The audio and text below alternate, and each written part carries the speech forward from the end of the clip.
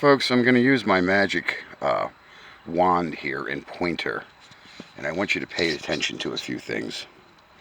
I washed this out, and I'm actually going to have to wash it again, so we're on delay.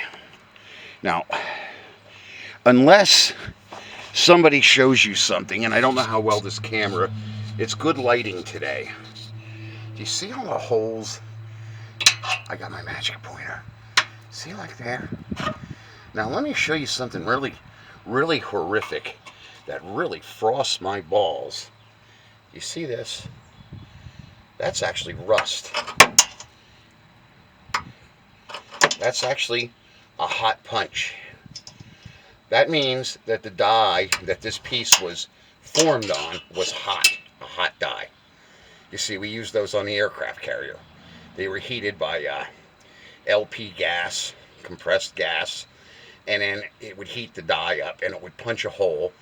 But you see, that white stuff is not dirt. That's rust forming. So I've got to wash some of that out again, and I wished he would have took the spare tire down.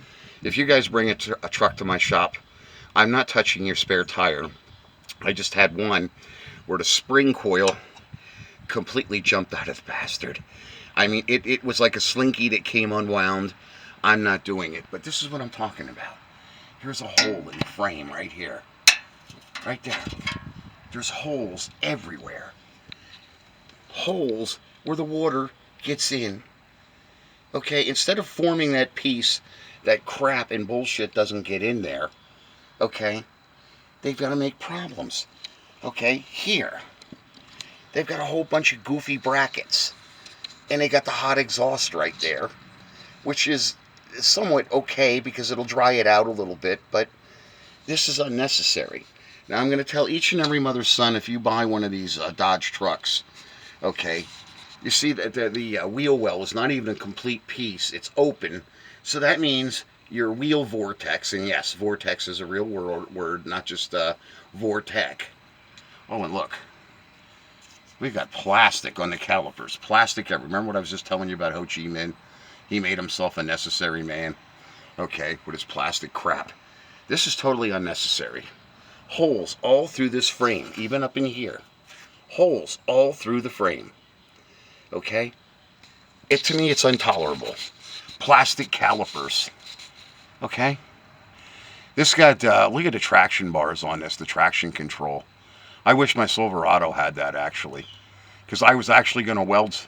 I am actually going to build the system on Terra like that, and the Super Sport, because I get a lot of axle roll out of them. You people wonder what that clicking is when you guys are in these Silverados and you hear click. That's your rear end rolling in the truck. A lot of people never put two and two together, but an old race car driver like me knows what it is. But anyway, if he does not get some mud flaps, then I'm going to call Summit.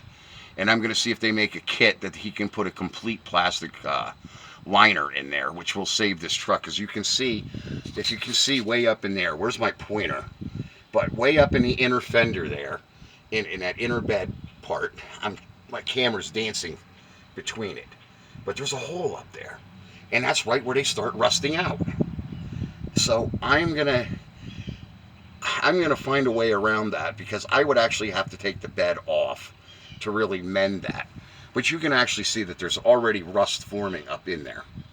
And this truck has less than, I think, 10,000 miles on it. He took it on a trip somewhere. And I believe that's what happened to it. But I don't agree with that shit. So I'm going to wash it out again.